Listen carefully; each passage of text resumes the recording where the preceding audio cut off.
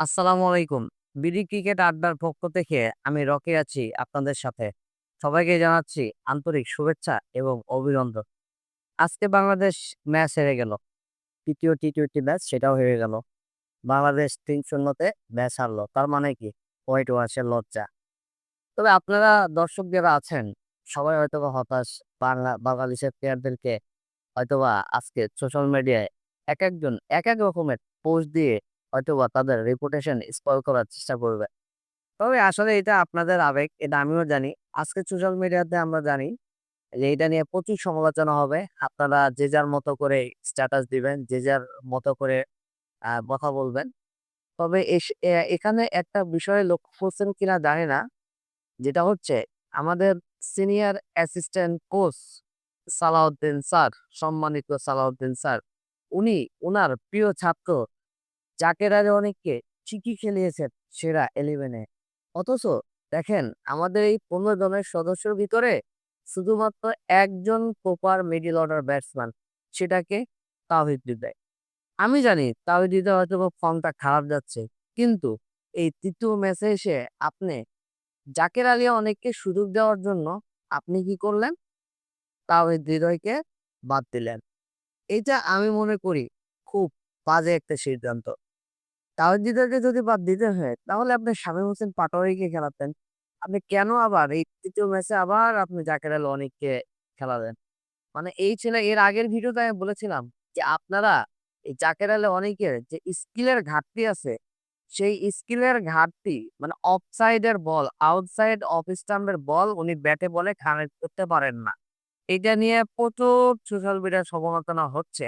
আপনারা দেখতেছেন, জানতেছেন। তারপরও এই ছেলেটার আপনারা কি কোচ হিসেবে কি সালাউদ্দিন স্যারের আপনার কি দায়িত্ব নাই?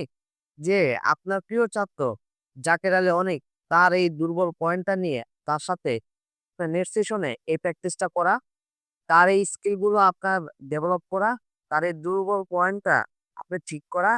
এজ এ কোচ হিসাবে এটা তো আপনার স্যার প্রধান দায়িত্ব। কিন্তু আপনার প্রিয় ছাত্র যেহেতু জাকের আলী অনেক, অতএব তার উপরে তো আপনার একটু বেশি কেয়ার নেওয়া উচিত। কিন্তু সেটাও তো আপনি করলেন না। এই জাকের আলী অনেক ঠিকই আজকের ম্যাচে এসে ওই যা তাই রান করতে পারলেন না, আউট হয়ে গেলেন। আবার আমি সবচেয়ে বেশি অবাক হলাম জাকের আলী অনেককে আপনারা ট্রাই করেছেন ৪ নাম্বার পজিশনে, ৫ নাম্বার পজিশনে, ৬ নাম্বার পজিশনে, ৭ নাম্বার পজিশনে। আজকে জাকের আলী অনেকের যদি আপনারা অতীত রেকর্ড ঘাটেন, আপনি বিপিএল এ বলেন বা আপনি ঘরোয়া লিগে বলেন, এনসিএল এ বলেন কিংবা আপনি ন্যাশনাল থেকে বলেন, জাকের আলী অনেক কিন্তু ১৬ থেকে ২০ নম্বর ওভার। এই ৪ ওভারে ৫ ওভারে কিন্তু এই সময়টাই কিন্তু জাকের আলী অনেকের স্ট্রাইক রেট ভালো, এভারেজ ভালো। উনি কিন্তু স্লো অফ করতে পারেন। খুব পাওয়ার হিটার একজন ব্যাটসম্যান পাওয়ার হিটিংটা ভালো করেন। কখন? ১৬ থেকে ২০ নম্বর ওভারে। তার রেকর্ড কিন্তু এইটাই বলে। তার ডেটা কিন্তু এইটাই বলে।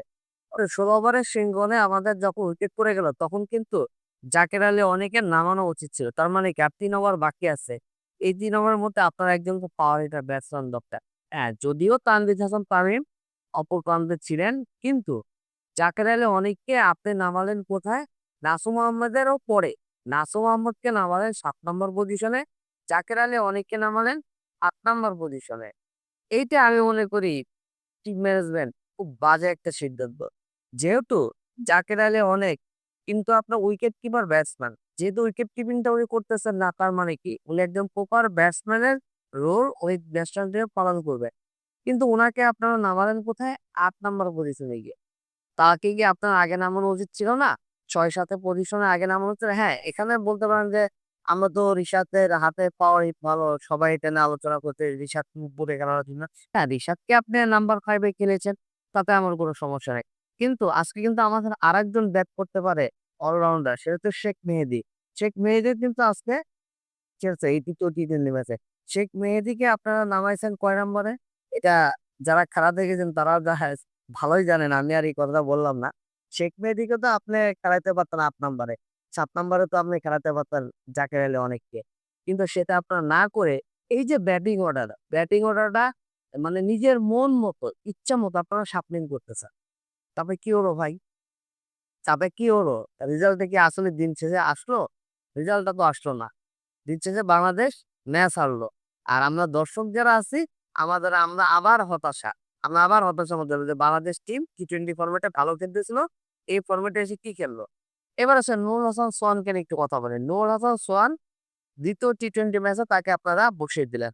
আগের যে ৭ টা ইনিংস, ৭ টা ইনিংসের ভিতরে উনি ২ বার আউট হয়েছেন, ৫ টা ইনিংস অফ হয়েছে। আমি এর আগের ভিডিওতে এই কথাটা বলতেছি, আবার আমি এই কথাটা তুললাম। নূর হাসান সোহানকে ২য় টি-20 ম্যাচে আপনারা নিলেন না। ৩য় টি-20 ম্যাচে নিলেন। ৩য় টি-20 ম্যাচে আপনার নূর হাসান সোহান অতটা ভালো খেলতে পারে নাই। তবে সোহানকে যে ২য় টি-20 ম্যাচে আপনারা বসিয়েছেন, এইটা আমি মনে করি চরম ভুল করেছেন। এই প্লেয়ারটা আপনার ভালো ফর্মে ছিল, ভালো গ্রোথে ছিল, ওর কনফিডেন্স পাওয়ারটা ভালো ছিল। একে আপনি ২য় টি-20 ম্যাচে 11 এ না খেলিয়ে বসিয়ে রেখে আপনার ওর ব্যাটিং যে একটা কি বলে এটাকে? ও যে ব্যাটিংটা খুব ভালো করতেছিল, সে ফ্লোটা আপনিও নষ্ট করে দিছেন। এখন দেখেন তানজিদ হাসান তামিম শুধু একাই রান করে গেছেন। বাকি ব্যাটসম্যান গুলো কিন্তু এই ম্যাচে রান করতে পারেন নাই। আমি মনে করি এই যে আমরা যারা দর্শক আছি, আমরা যারা বাংলাদেশ ক্রিকেটকে ভালোবাসি, যারা দর্শক আজকে মাঠে যেয়ে খেলা দেখেছে, অনেক দর্শক ভাই। আমি নিজেও এটা দেখতেছিলাম যে অনেক দর্শক ২য় টি-20 তে অনেক দর্শক হইছে। এই যে দর্শকরা আমরা ভালোবেসে ক্রিকেটকে ভালোবেসে দেখতে যাই, তো আসলে আমরা দিন শেষে আসলে এই হতাশাগ্রস্ত মন নিয়ে, আবেগ নিয়ে আমরা কিন্তু বাসায় ফিরে আসছি। তাহলে আপনাদের উচিত, এই ক্রিকেট টিমের উচিত এবং এই বিসিবির উচিত আমাদের বাংলাদেশের টিমের ব্যাটসম্যানদের যে স্কিলের ঘাটতি, আমাদের বাংলাদেশের ব্যাটসম্যানদের যে স্কিলের ঘাটতি আছে, সেই স্কিলগুলো ডেভেলপ করা। বাংলাদেশ টিমের এখন সবথেকে বিশেষভাবে প্রয়োজন সেটা কোনটা জানেন? একজন ভালো ব্যাটিং কোচ। একজন ভালো ব্যাটিং কোচ অথবা সাথে একজন থাকতে পারে আমরা একজন ব্যাটিং কনসালটেন্ট। উনার অপোনেন্ট আপনার ব্যাটসম্যানদেরকে নিয়ে কি পরিকল্পনা করবে এবং আপনার দলের বাংলাদেশ টিমের ব্যাটসম্যানদের কার কোথায় দুর্বলতা আছে সেটা এনালাইসিস করে এবং নেটে যদি তাদেরকে ওই দুর্বল পয়েন্ট নিয়ে একজন যদি কাজ করে, আমার মনে হয় তাহলে ব্যাটসম্যানরা আস্তে, আস্তে ভালো করতে পারবে। কিন্তু যতক্ষণ পর্যন্ত এই যে এখন যে বর্তমানে দেখতে পাচ্ছি সালাউদ্দিন স্যার উনি ব্যাটিং কোচের দায়িত্ব নাকি পালন করতেছে শুনতেছি। যে আপনি এই ব্যাটসম্যানদের যে এত, এত অধঃপতন আপনি তাহলে কি শেখাচ্ছেন? আপনি তাহলে কি শেখাচ্ছেন?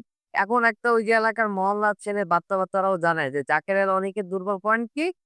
আউটসাইড অফ স্টাম্প বল দিলে যদি বলটা একটু স্লো দেওয়া হয়, ওই ব্যাটে বলে কানেক্ট করতে পারবেন না। তাহলে যদি তার দুর্বল পয়েন্ট কি? উনিও সেম অফসাইডের বল ওই ব্যাটে বলে লাগাতে পারবেন না। তাহলে এটা একদম মুখস্থ কথা সবাই জানে। আর আপনি একজন কোচ, আপনিও জানেন। তাহলে আপনার এই প্লেয়ারদের এই সমস্যা দিনের পর দিন বয়ে বেড়াচ্ছে। তাহলে এই সমস্যা সলভ কে করবে? আপনি কোচ হিসেবে আপনি করবেন। আপনি এগুলো আপনি যদি করতে না পারেন তাহলে আপনি বোর্ডকে জানান যে আমি পারতেছি না। আপনারা একজন ব্যাটিং কোচ নিয়োগ দেন। ভালো ব্যাটিং কোচ। যিনি এই প্লেয়ারদের উইক পয়েন্ট নিয়ে কাজ করবে, এই ব্যাটসম্যানদের স্কিল বাড়াবে, যাতে তারা মাঠে গিয়ে ভালো ব্যাট করতে পারে। কিন্তু আপনি সেটাও করছেন না, আবার নিজে যে দায়িত্ব পালন করতেছেন সেটাও করতে পারতেছেন না। তবে আপনারা কেউ হতাশ হবেন না। আমাদের বোর্ড প্রেসিডেন্ট সম্মানিত এক্স ক্যাপ্টেন দুলবুল ভাই, উনি কিন্তু বলেছেন যে আমরা খুব শীঘ্রই ভালো ব্যাটিং কোচ নিয়োগ দেব এবং ভালো ব্যাটিং কোচ আসলে আমি মনে করি যে বাংলাদেশ টিমের যে ব্যাটিং দুর্বলতা আছে সেটা হয়তোবা সলভ হবে। তবে এখন আমরা হতাশা নিয়েই থাকতে চাই। হ্যাঁ? তো আমরা বাংলাদেশ টিম আমাদেরকে প্রচুর হতাশা দিছে। তবে পরিশেষে আমি একটা কথা বলতে চাই। আমার এই ভিডিওটা যদি সালাউদ্দিন স্যার দেখেন, আমি সালাউদ্দিন স্যারকে উদ্দেশ্য করে বলতেছি, "স্যার, আমরা আপনাকে সম্মান করি। আমরা আপনাকে ভালোবাসি। কিন্তু আপনার এই যে টিমের ভিতর স্বজনপ্রীতি, এই জিনিসটা আপনাকে চেঞ্জ করতে হবে স্যার। এই স্বজনপ্রীতিটা যদি স্যার আপনি চেঞ্জ না করেন, আজকে কালকে পরশু আপনারা তো দেখেছেন কি পরিমাণে দর্শক ক্ষিপ্ত হয়েছেন। এই দর্শকরা আপনাদের নাম সালাউদ্দিন স্যার, ওই উদ্দিনটা কেটে দিয়ে বাকি যেটা থাকে না, ওইটা বলে আপনাকে গালিগালাজ করবে। তখন আপনার কি এগুলো শুনতে ভালো লাগবে? নাকি আমাদের শুনতে ভালো লাগবে? আমরা যারা ক্রিকেট প্রেমী আছি, আমাদেরও কিন্তু স্যার শুনতে ভালো লাগবে না। কারণ আপনি আমাদের একজন ভালো কোচ, আপনি আমাদের একজন সম্মানিত কোচ। আপনি আপনার যদি সম্মানটা ধরে রাখতে চান, তাহলে এটার একটা সমাধান করেন। তো আমি পরিশেষে একটা কথা বলব যে আমাদের বোর্ড প্রেসিডেন্ট যিনি আছেন সম্মানিত বুলবুল ভাই, আপনাকে বলতেছি আপনি একটা গুড সিদ্ধান্ত নিয়েছেন। বাংলাদেশের ব্যাটিং একজন কোচ আনতেছেন। বাংলাদেশের ব্যাটিং কোচ নিয়োগ দিচ্ছেন। আ আশা করি বাংলাদেশের ব্যাটিং কোচ আসবে। ভালো একজন ব্যাটিং কোচ আসবে। বাংলাদেশ এই ব্যাটসম্যানদের যে স্কিলের ঘাটতি আছে সেগুলো নিয়ে কাজ করবে। তো আমি আর কথা বাড়াবো না। ভিডিওটা অনেক লম্বা হয়ে গেল। তো এই মুহূর্তে যারা ভিডিওটি দেখছেন, এতক্ষণ দেখছেন সবাইকে আ সবাই ভালো থাকবেন, সুস্থ থাকবেন। আর এই ভিডিওটা যদি আপনাদের ভালো লেগে থাকে তাহলে বেশি, বেশি শেয়ার করবেন। যে চ্যানেল আছে ডিডি ক্রিকেট আড্ডা। দয়া করে এই চ্যানেলটিকে সাবস্ক্রাইব করবেন।